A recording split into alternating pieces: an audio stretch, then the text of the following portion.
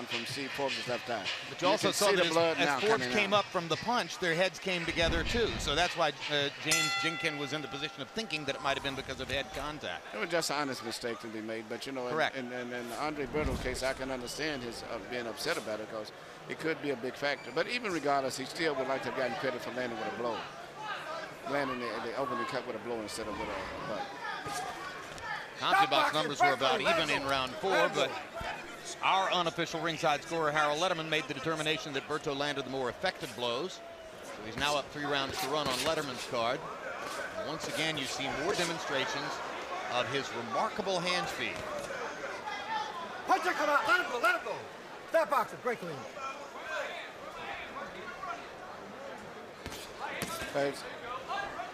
You know, I had the pleasure prior to the 2004 Olympics, the Berto trained at the Crunk Gym, and every day that he sparred down there was an unbelievable crowd because of these explosive outbursts that he had. People on their feet just cheering him on, and he can do this all night long.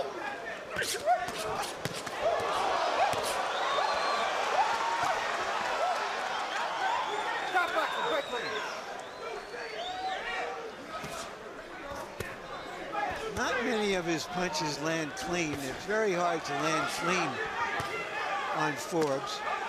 But the pressure he is exerting can wear down a veteran fighter. Yes. But the biggest thing about that, as I said, it's good, but I just hope he doesn't tire himself out. Well, even if he does, I don't know that Forbes can hurt him enough to make a difference in late rounds. Unless it's a close fight by then.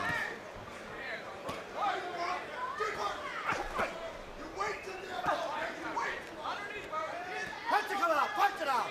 Punch it, come out. Work it. Floyd Mayweather Sr.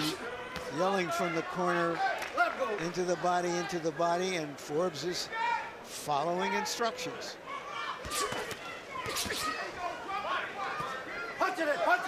If you notice, Larry, a lot of the punches, as we were saying earlier, are not landing by Berto, but I'm also notice he's the one initiating the clinches now, more so than Forbes.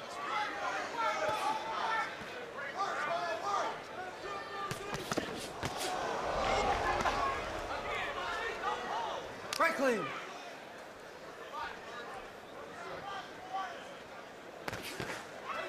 Keep him up, keep him up. Puncher, come out, work it. Puncher, come out. Go neck.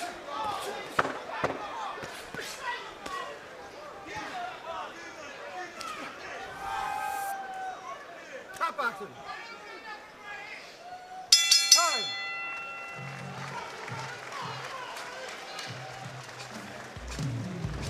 Shane Mosley looking ahead to tonight's main event showdown against Ricardo Mayorga.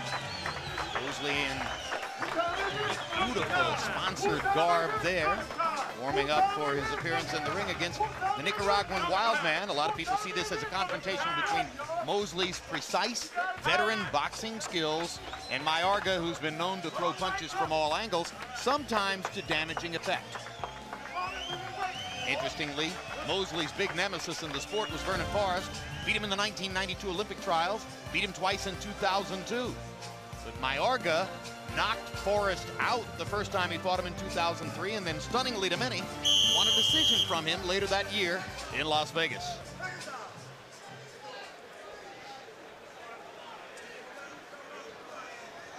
CompuBox numbers in the 5th round.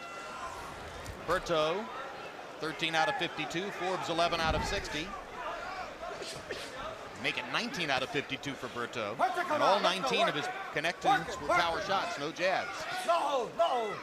So Berto's beginning to make his point throughout the fight with harder punches.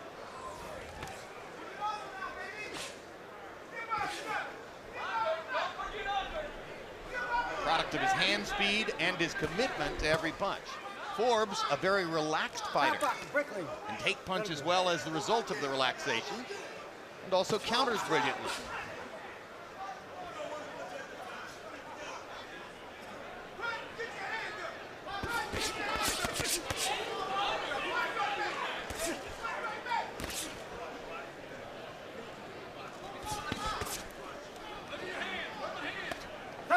break clean. Let him go.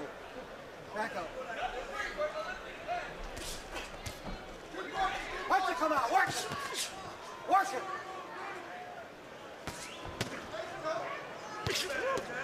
Stop boxing. Break clean.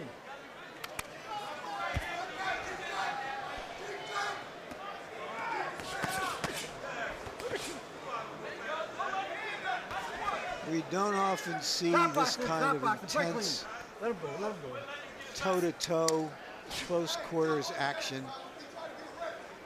And mix that in the fact that both guys have very good defense. So even with all of those fast blazing punches coming, the defense is amazing for both fighters.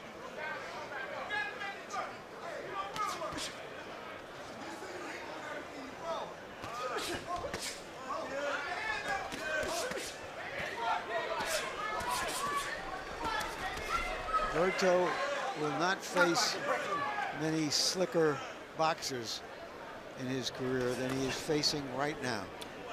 His mandatory next time out, if in fact he goes to the mandatory to try to hold on to this belt that he owns, is Luis Collazo, who and some would say is even slicker than Forbes and is in fact a southpaw.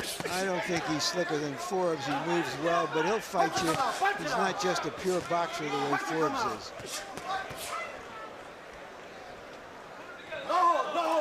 Collazo from the Bronx won a fight on the undercard here tonight. He was a victim of Shane Mosley in 2007 when Mosley went back down to 147 pounds for the first time in a long time. Tonight, Mosley's back up at 154, going in against Mayorga. Let's go.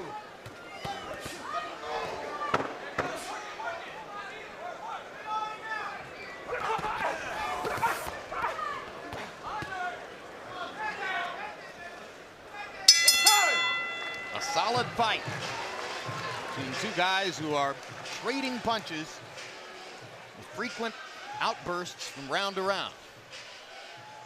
Doing the work and then you're letting him get free shit back. What round we going into? 7th round, okay? We're going to the 7th round, you know what that means? From this next 6 rounds, I need you to work. I need you to pick up your work rate. What you're doing, you're working good, and then you'll wait and you'll load up 1 or 2 punches. I don't need that. Breathe, boy, relax. Nice defense, come on. No free shit for him. He ain't even in the same ring with you. Well, breathe. Keep the pressure on. He don't want to be there. All right. Get his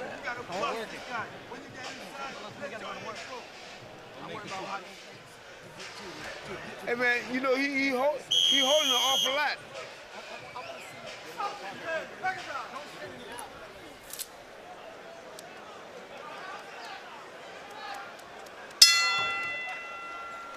I wonder what Berto thinks when his trainer Tony Morgan tells him this guy doesn't belong in the same ring with you. CompuBox numbers through the 6th round. Berto 80 out of 323. Forbes 67 out of 347. Berto with a 16-8 advantage in connected punches in the last round by CompuBox count. Harold Letterman, how do you have it through 6? Look at Jim, 59, 55, 5 rounds to 1, Andre Berto. Jim, let me tell you something, he's got more snap, he hits harder. You know, the velocity on his shots are much greater.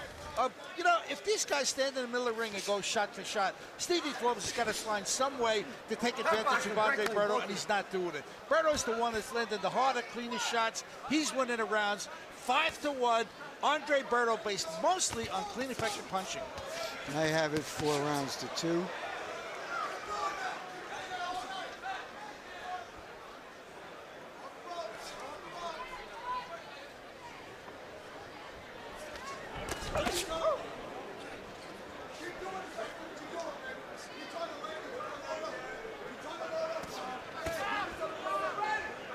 Watch the elbow. Let him go.